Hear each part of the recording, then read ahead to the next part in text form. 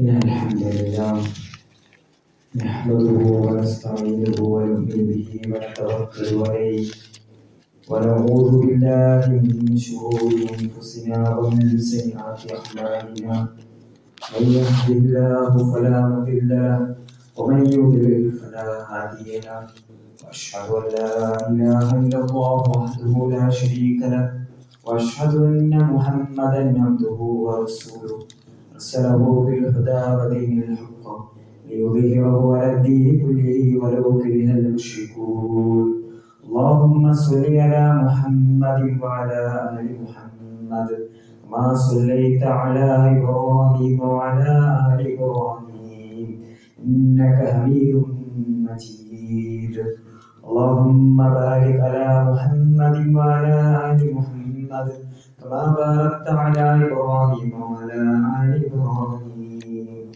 إنك حميد مجيد ما بعد فإن خير الكلام كلام الله وخير الهدي هدي محمد صلى الله عليه وسلم وشر الأمور محدثاتها وكل محدثة بدعة وكل بدعة ضلالة وكل ضلالة في النار أعوذ بالله من الشيطان الرجيم بسم الله الرحمن الرحيم يا أيها الذين آمنوا اتقوا الله حق تقاته ولا تموتن إلا وأنتم مسلمون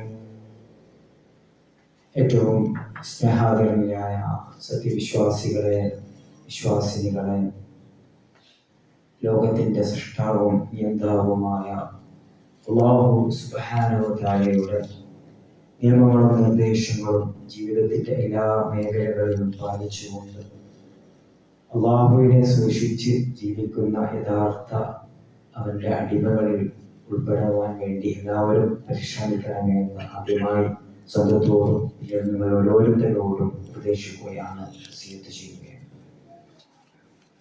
അല്ലാഹുവിൻ്റെ മഹത്തായ അനുഗ്രഹത്താൽ കുറച്ച് ദിവസങ്ങളായി നമുക്ക് നമ്മുടെ നാട്ടിൽ കാലവർഷം ശക്തിപ്പെട്ടു തുടങ്ങി. വളരെയധികം നല്ല ഒരു മഴ നമുക്ക് ലഭിച്ചു.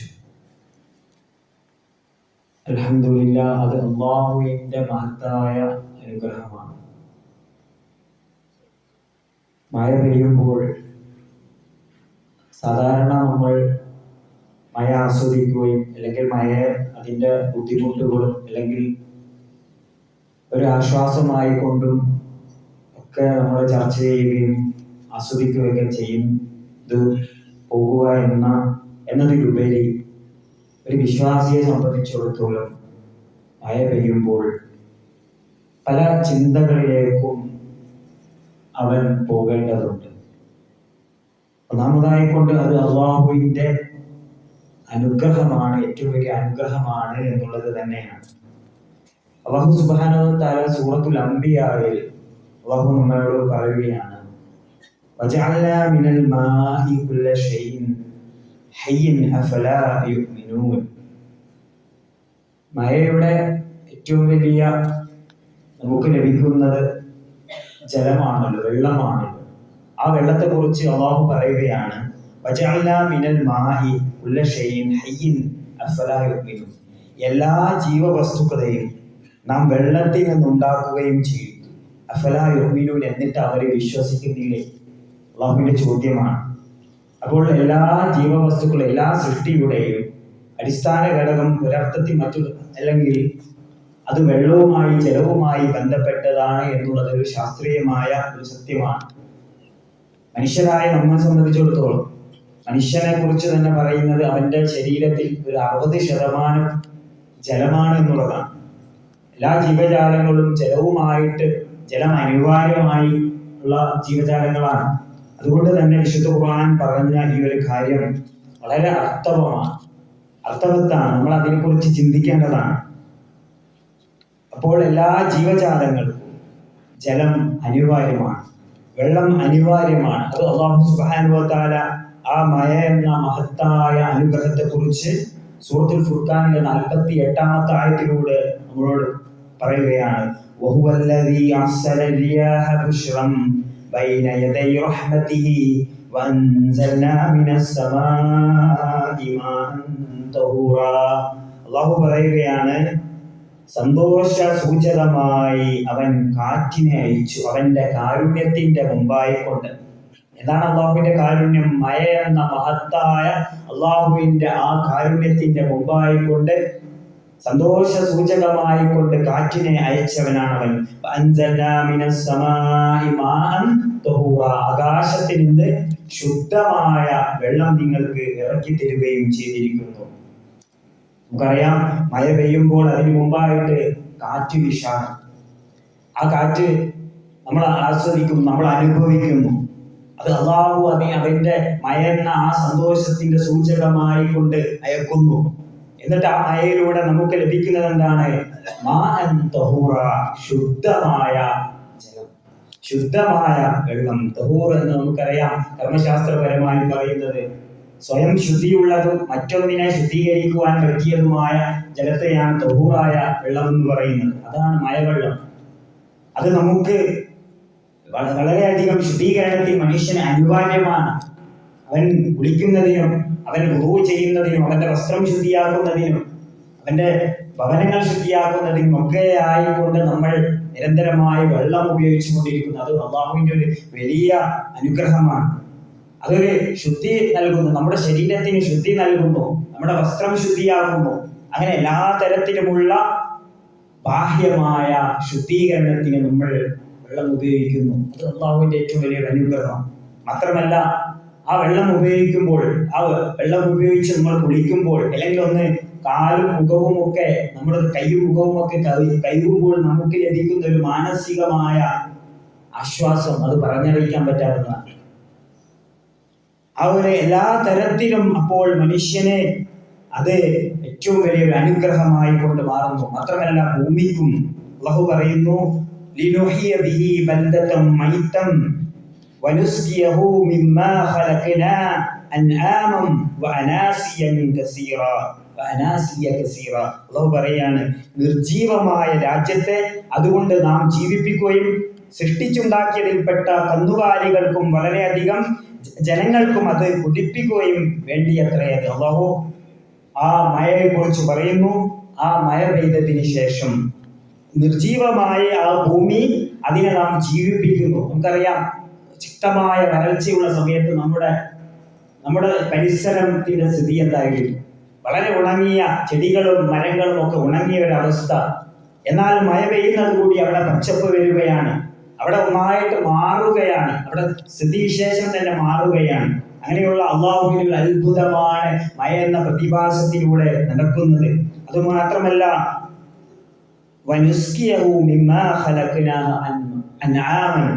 അവർക്കും മനുഷ്യർക്കും ജനങ്ങൾ ഉപയോഗിക്കുന്ന ജീവജാലങ്ങൾക്കും ഒക്കെ അള്ളാഹു ആ വെള്ളം കുടിക്കുവാൻ വേണ്ടിയിട്ട് അവൻ അത് നൽകുകയും ചെയ്യുന്നു.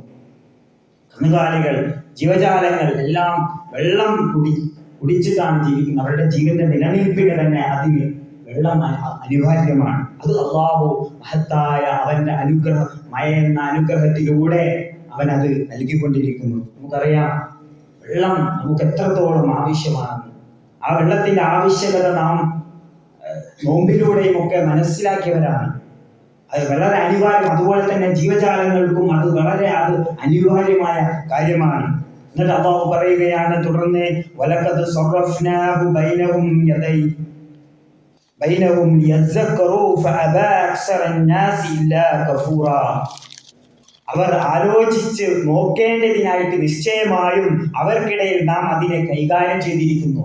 ഈ മഴ എന്ന അത്ഭുത പ്രതിഭാസത്തെ അള്ളാഹു കൃത്യമായ രീതിയിലാണ് സംവിധാനിച്ചിരിക്കുന്നത്. എന്നാൽ ജനങ്ങളിൽ അധിക ഭാഗവും നന്ദി കേട് ചെയ്യുവാനല്ലാതെ മറ്റൊന്നും കൂട്ടാക്കാതിരിക്കുകയാണ്. അള്ളാഹു മഴയെ, നമുക്കറിയാം, ലോകത്തിന്റെ വിവിധ ഭാഗങ്ങളിൽ അള്ളാഹു കൃത്യമായ അളവ് കണക്കാക്കിയിട്ടാണ് മഴ നൽകുന്നത്. ചില സ്ഥലങ്ങളിൽ വർഷത്തിൽ 6 മാസവും അല്ലെങ്കിൽ അതിലധികവും മഴ പെയ്യുന്ന സ്ഥലങ്ങളുണ്ട്. അല്ലെങ്കിൽ വർഷത്തിൽ 2 മാസം അല്ലെങ്കിൽ 1 മാസം അങ്ങനെ തീരെ മഴ ലഭിക്കാത്ത പ്രദേശങ്ങൾ, അങ്ങനെ കൃത്യമായ ഓരോ പ്രദേശത്തിന്റെയും അവിടുത്തെ കാർഷിക വിളവുകളുടെയും കൃഷിയുടെയും ഒക്കെ അനിവാര്യമായ അനുയോജ്യമായി കൊണ്ട് മനസ്സിലാക്കിക്കൊണ്ട് മഴ കൃത്യമായ രീതിയിൽ അത് മഴ ലഭിക്കുന്നു. വളരെയധികം അത്ഭുതകരമാണ്. നമ്മുടെ നാടിനെ സംബന്ധിച്ചിടത്തോളം, കേരളത്തെ സംബന്ധിച്ചിടത്തോളം, നമ്മുടെ രാജ്യത്ത് ഏറ്റവും കൂടുതൽ മഴ ലഭിക്കുന്ന പ്രദേശമല്ലെങ്കിലും നമ്മൾ വളരെയധികം മഴ ലഭിക്കുന്ന പ്രദേശമാണ് നമ്മുടെ നാട്. നമുക്ക് വർഷത്തിൽ നല്ല തോതിലുള്ള മഴയാണ് നമുക്ക് ലഭിച്ചുകൊണ്ടിരിക്കുന്നത്. എന്നാൽ ചില സമയങ്ങളിൽ അത് അധികമായി കൊണ്ട് നമുക്ക് ബുദ്ധിമുട്ടാകുന്നു. കഴിഞ്ഞ വർഷങ്ങളിലുമൊക്കെ നമുക്കറിയാം വളരെയധികം പ്രയാസം ഉണ്ടാക്കുന്നു. ഈ വർഷവും പല സ്ഥലങ്ങളിലായിക്കൊണ്ട് ബുദ്ധിമുട്ടുകൾ ഉണ്ടാക്കുന്നു. അല്ലെങ്കിൽ ചില സമയങ്ങളിൽ അത് വളരെയധികം അതിന്റെ ലഭ്യത കുറഞ്ഞു പോകുന്നു. അത്തരം അവസരത്തിൽ നമ്മൾ അതിന് പരാതി പറയുകയും പരിഭവം പറയുകയും ചില ആളുകൾ അത് ശപിക്കുകയും ഒക്കെ ചെയ്യുന്നു. എന്നാൽ യഥാർത്ഥത്തിൽ അത്തരം കാര്യങ്ങൾ വരുമ്പോൾ, അത്തരം മഴയുടെ അധികം വരുമ്പോൾ, മഴ കുറഞ്ഞു വരുമ്പോൾ നമ്മൾ ചിന്തിക്കേണ്ടത് അതിൽ മനുഷ്യരായ നമ്മളുടെ പ്രവർത്തനങ്ങളുടെ ഭാഗവുമായിട്ട് ആണ് അത്തരം കാര്യങ്ങൾ സംഭവിക്കുന്നത് എന്നുള്ളതാണ്. മനുഷ്യന്റെ പ്രവൃത്തികൾ മൂലം അത്തരം കാലാവസ്ഥ വ്യതിയാനത്തിൽ മാറ്റങ്ങൾ വരുന്നു, അവന്റെ ദുഷിച്ച പ്രവർത്തനങ്ങൾ മൂലം. അതുകൊണ്ട് അള്ളാഹുവിലേക്ക് പശ്ചാത്തപിച്ച് മടങ്ങുകയും അള്ളാഹുവിനോട് പ്രാർത്ഥിക്കുകയും ചെയ്യുക എന്നുള്ളതാണ് വിശ്വാസികൾ എന്ന നിലക്ക് നമുക്കുള്ള പരിഹാരം. ചില ആളുകളെ അത് മഴ അധികമാകുമ്പോൾ അല്ലെങ്കിൽ അത് അതിലുള്ള ബുദ്ധിമുട്ട് വരുമ്പോൾ അത് പ്രകൃതിയുടെ കോപമാണ്, അത് പ്രകൃതി മനുഷ്യരോട് കാണിക്കുന്ന ദേഷ്യമാണ് എന്നൊക്കെ പറഞ്ഞുകൊണ്ട് ചില ആളുകൾ പറയും അത് ഗ്രഹ പിഴവുകളാണ്. പണ്ട് കാലത്തും അല്ലെങ്കിൽ ഈ കാലത്തും ചില ആളുകളൊക്കെ വിശ്വസിക്കുന്നത് മഴ പെയ്യുന്നതിൽ, മഴയുടെ അതിൻ്റെ ഏറ്റക്കുറച്ചിലുകളിൽ ഗ്രഹങ്ങൾക്ക് നക്ഷത്രങ്ങൾക്കൊക്കെ പങ്കുണ്ട് എന്ന് വിശ്വസിക്കുന്ന ആളുകൾ വിശ്വസിച്ചു പോന്നിരുന്നു പണ്ട് കാലത്തൊക്കെ. ഇപ്പോഴും പലതരത്തിലുള്ള മഴയുടെ പേരിൽ അന്ധവിശ്വാസങ്ങൾ സമൂഹത്തിലുണ്ട്. എന്നാൽ ഒരു വിശ്വാസിയെ സംബന്ധിച്ചിടത്തോളം എല്ലാം അള്ളാഹുവിന്റെ കൃത്യമായ കണക്ക് പ്രകാരമാണ് നടക്കുന്നത് എന്നുള്ള അടിയുറച്ച വിശ്വാസം അവൻ ഉണ്ടായിരിക്കണം. ചില ആളുകൾ പറയും ഇതെല്ലാം ആകസ്മികമാണ്, ഇതെല്ലാം വെറുതെ സംഭവിക്കുന്ന ഒരു കാര്യമാണ് എന്ന് അവർ പറയും. പ്രവാചകൻ സല്ലല്ലാഹു അലൈഹി വസല്ലം ഹുദൈബിയ എന്ന സ്ഥലത്ത് താമസിച്ചപ്പോൾ, തന്റെ അനുയായികളോടൊപ്പം താമസിച്ചപ്പോൾ അന്ന് രാത്രി വളരെ സുന്ദരമായ അവർക്ക് ഒരു മഴ ലഭിച്ചു. പിറ്റേന്ന് സുബഹി നമസ്കാരം കഴിഞ്ഞു. അല്ലാഹുവിന്റെ റസൂല് സ്വഹാബികളോട് പറഞ്ഞു, സ്വഹാബികളെ, ഇന്നലെ ലഭിച്ച മഴയെ കുറിച്ച് നിങ്ങൾക്ക് എന്താണ് പറയാനുള്ളത്? നിങ്ങൾക്ക് അറിയുമോ അതിനെ കുറിച്ച്? അവർ പറഞ്ഞു, അല്ലാഹുവും റസൂലും അറിയാം. എന്നിട്ട് പ്രവാചകൻ സല്ലല്ലാഹു അലൈഹി വസല്ലം വിശദീകരിച്ചു കൊടുക്കുകയാണ്, ഈ മഴ ലഭിച്ചത് ചില ആളുകൾ ഇത് അള്ളാഹുവിന്റെ അനുഗ്രഹമാണ് നിങ്ങളെന്ന് പറഞ്ഞുവെങ്കിൽ നിങ്ങൾ അള്ളാഹുവിൽ വിശ്വസിച്ചിരിക്കുന്നു. എന്നാൽ ചില ആളുകൾ ഇത് നക്ഷത്രങ്ങൾ കൊണ്ടാണ് നമുക്ക് ലഭിച്ചതെങ്കിൽ അവൻ അള്ളാഹുവിൽ അവിശ്വസിച്ചിരിക്കുന്നു. മഴയുടെ ഏറ്റക്കുറച്ചുകൾ അത് ഗ്രഹണങ്ങൾക്ക് പങ്കുണ്ട് എന്നുള്ള തരത്തിലുള്ള അന്ധവിശ്വാസങ്ങൾ, അതേപോലെ മഴ ലഭിക്കുവാൻ വേണ്ടിയിട്ടുള്ള ചില പൂജാകർമ്മങ്ങൾ, ഞാറ്റുവേല നമ്മുടെ നാട്ടിലൊക്കെ അറിയപ്പെടുന്ന മഴ ഒരുക്കങ്ങൾ ആയിക്കൊണ്ട് ചില പ്രത്യേക തരത്തിലുള്ള ആചാരങ്ങൾ പല സമൂഹത്തിൽ പല നാടുകളിൽ വ്യത്യസ്തമായ രീതിയിൽ കാളകൾ ഒരുക്കിക്കൊണ്ടിട്ടുള്ള തവളക്കല്യാണം എന്നൊക്കെ പറഞ്ഞുകൊണ്ടുള്ള പലതരത്തിലുള്ള അന്ധവിശ്വാസങ്ങൾ സമൂഹത്തിൽ കാണാം. എന്നാൽ ഒരു സത്യവിശ്വാസിയെ സംബന്ധിച്ചിടത്തോളം, നമ്മെ സംബന്ധിച്ചിടത്തോളം മഴ ലഭിക്കുന്നത് അള്ളാഹുവിന്റെ മഹത്തായ അനുഗ്രഹമാണ്. അത് അള്ളാഹുവാണ്, പടച്ച തമ്പുരാനാണ് നമുക്ക് അത് നൽകേണ്ടത് എന്ന കൃത്യമായ വിശ്വാസം നമ്മളിൽ ഉണ്ടായിരിക്കണം. അത് അള്ളാഹുവിന്റെ മഹത്തായ പെയ്തിറങ്ങുന്ന ഓരോ തുള്ളികളും അള്ളാഹുവിന്റെ മഹത്തായ അനുഗ്രഹമാണ്. അല്ലാഹു സുബ്ഹാനഹു വ തആല പറയുകയാണ്, ومن آياته يريكم البرق خوفا وطمعا وينزل من السماء ماء فيحيي به الأرض بعد موتها. അവന്റെ ദൃഷ്ടാന്തങ്ങളിൽ പെട്ടതാണ് നിങ്ങൾക്ക് കാണിച്ചു തരുവാൻ വേണ്ടി എന്ത്? മിന്നൽ പിളർപ്പുകൾ. നിങ്ങൾക്ക് ഭയവും പ്രതീക്ഷയും നൽകിക്കൊണ്ടുള്ള ആ മിന്നൽ പിളർപ്പുകൾ അവന്റെ ദൃഷ്ടാന്തങ്ങളിൽ പെട്ടതാണ്. മിന്നൽ നമുക്ക് പറയാം ഭയമാണ്, മനുഷ്യന് അപകടങ്ങൾ വരുത്തി വെക്കുന്ന പ്രതിഭാസമാണ്. എന്നാൽ അള്ളാഹു നിശ്ചയിച്ച പ്രകൃതിപരമായ ഒരു പ്രതിഭാസമാണ് മിന്നൽ എന്നുള്ളത്. അതിനുശേഷം പറയുന്നത് പ്രതീക്ഷ. എന്താണ് പ്രതീക്ഷ? വരണ്ട മരുഭൂമിയിൽ വരണ്ടു നിൽക്കുന്ന ഉണങ്ങി നിൽക്കുന്ന ഭൂമിയിൽ പ്രതീക്ഷയായിക്കൊണ്ട് അള്ളാഹുവിന്റെ മഴത്തുള്ളികൾ മിന്നലിന് ശേഷം അല്ലെങ്കിൽ മഴയോടൊപ്പം വരുന്ന ആ മിന്നൽ, ഇതൊക്കെ അള്ളാഹുവിന്റെ ദൃഷ്ടാന്തങ്ങളാണ്. അള്ളാഹു അവന്റെ ആകാശത്തിൽ നിന്ന് മഴ ഇറക്കി തന്നിരിക്കുന്നു. അത് നിർജീവമായ ഭൂമി അതിനുശേഷം അത് പുനർജീവിക്കുകയും ചെയ്യുന്നു. അപ്പോൾ അത് വളരെ വ്യക്തമായ രീതിയിലുള്ള ദൃഷ്ടാന്തങ്ങളായിക്കൊണ്ട് സഹോദരങ്ങളെ ഇത് നാം മനസ്സിലാക്കണം. അതുപോലെ തന്നെ നമ്മൾ ആലോചിച്ച് നോക്കൂ, മഴ എന്ന പ്രതിഭാസം മഴത്തുള്ളികളായിട്ടാണ് നമുക്ക് ലഭിക്കുന്നത്. മഴയെക്കുറിച്ച് നമ്മൾ ഭൗതികമായ ശാസ്ത്രത്തിലും ഭൗതിക വിദ്യാഭ്യാസത്തിലുമൊക്കെ നമ്മൾ കുറെ കാര്യങ്ങൾ മനസ്സിലാക്കിയിട്ടുണ്ട്. നമ്മുടെ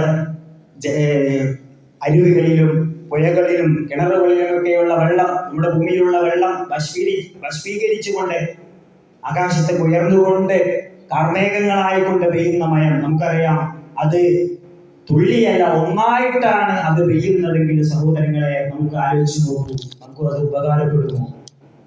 നമ്മൾ ആലോചിച്ച് നോക്കൂ, ഒരു വലിയ ഒരു ടാങ്കിൽ കൊള്ളാവുന്ന ലിറ്റർ വെള്ളം ഒന്നായിട്ട് നമ്മളിലേക്ക് മറിഞ്ഞാൽ എന്തായിരിക്കും അവസ്ഥ? എന്നാൽ ഈ മഴത്തുള്ളികൾ ഒന്നായിട്ടാണ് നമുക്ക് ലഭിക്കുന്നതെങ്കിൽ സഹോദരങ്ങളെ നമുക്ക് അപകടങ്ങൾ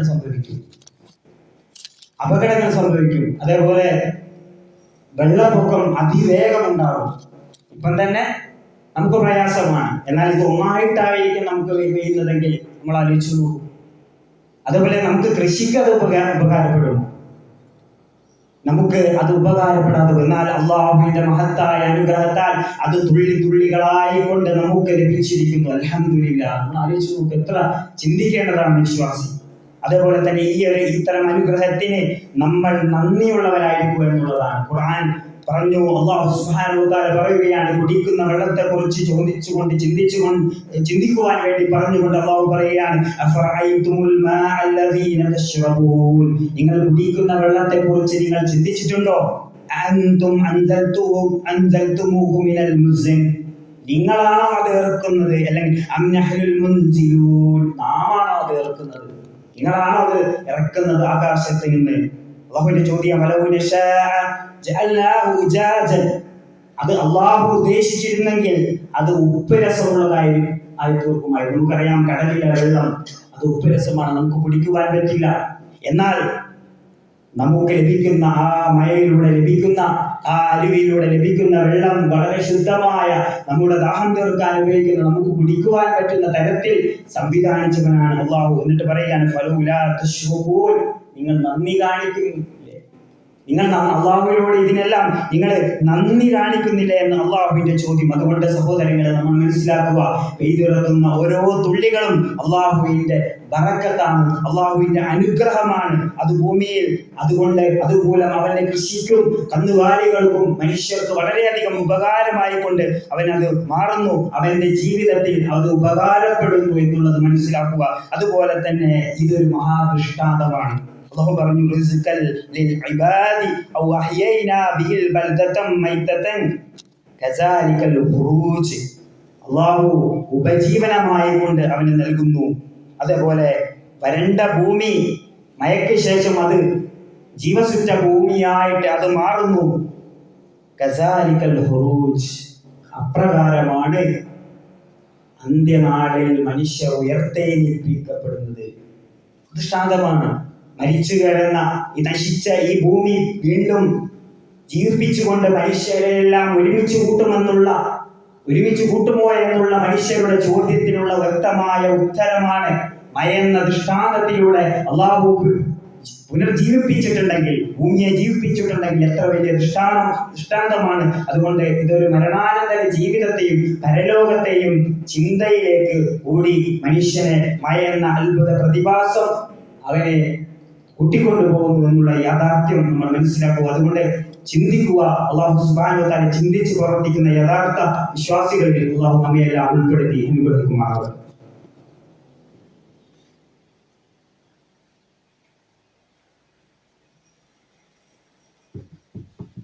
അൽഹംദുലില്ലാഹ് വസ്സലാത്തു വസ്സലാമു അലാ റസൂലില്ലാഹി വഅലാ ആലിഹി വസഹ്ബിഹി അജ്മഈൻ. അമ്മാ ബഅദ്. അഊദു ബില്ലാഹി മിനശ് ശൈത്വാനിർ റജീം. ബിസ്മില്ലാഹിർ റഹ്മാനിർ റഹീം. യാ അയ്യുഹല്ലദീന ആമനൂ തഖുല്ലാഹ ഹഖ തുഖാതിഹി വലാ തമൂതുന്ന ഇല്ലാ വഅൻതും മുസ്ലിമൂൻ.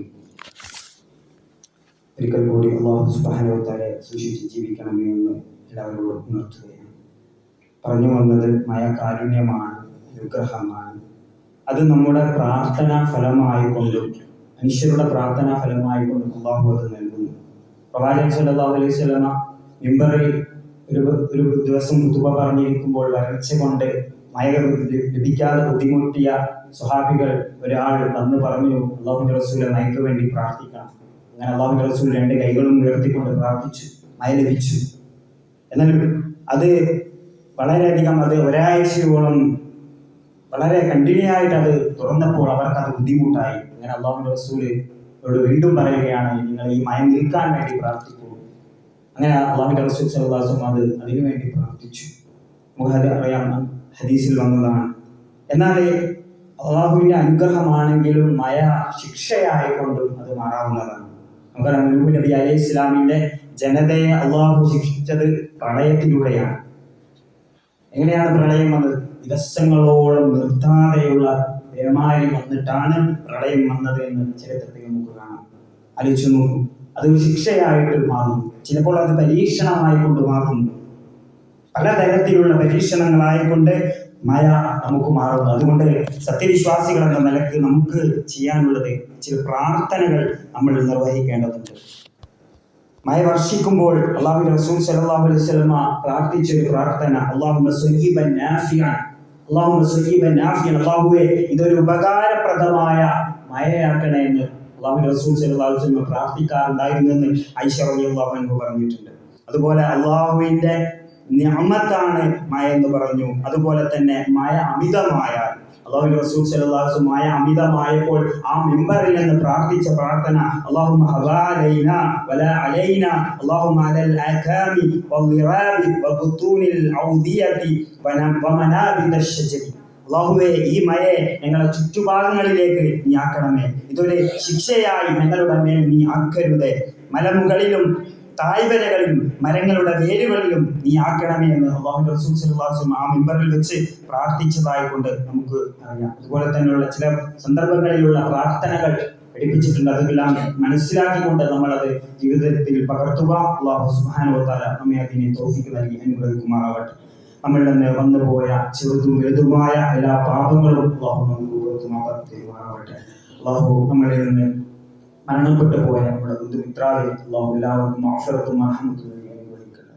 അല്ലാഹുവേ, ഞങ്ങളിൽ നിന്ന് ഒരുപാട് ആളുകൾ രോഗം കൊണ്ട് പ്രയാസപ്പെടുന്ന ഒരുപാട് ആളുകളുണ്ട്. അതാ എല്ലാവരുടെ രോഗം നീ ശിഫയാക്കണേ. അതാ അല്ലാഹുവേ, ഞങ്ങളുടെ നാടിൽ ഞങ്ങളുടെ ലോകത്തിന് നീ സമാധാനം നൽകണേ. അതാ അല്ലാഹുവേ, അക്രമികളായ ആളുകളെ നീ നശിപ്പിക്കണേ. അതാ അല്ലാഹുവേ, അവർക്ക് നീയുള്ള അദാബുകൾ കൊടുക്കണേ. അതാ അല്ലാഹുവേ, ഞങ്ങളുടെ എല്ലാ ജീവിതത്തിലുള്ള എല്ലാവിധ ദുരന്തങ്ങളിൽ നിന്നും ദുരിതങ്ങളിൽ നിന്നും അല്ലാഹുവേ ഞങ്ങളെ നീ കാത്തുരക്ഷിക്കണേ. അതാ അല്ലാഹുമ്മ ഗ്ഫിറിൽ മുഅ്മിനീന വൽ മുഅ്മിനാത്ത് വൽ മുസ്ലിമീന വൽ മുസ്ലിമാത്ത് വൽ അഹ്യാഇ മിൻഹും അംവാത് إنك مجيب دعوات يا قاضي الحاجات. اللهم أجرنا من النار، اللهم أجرنا من النار، اللهم أجرنا من النار. ربنا آتنا في الدنيا حسنة وفي الآخرة حسنة وقنا عذاب النار. ربنا تقبل منا إنك أنت السميع العليم وتب علينا إنك أنت التواب الرحيم. آمين آمين برحمتك يا أرحم الراحمين.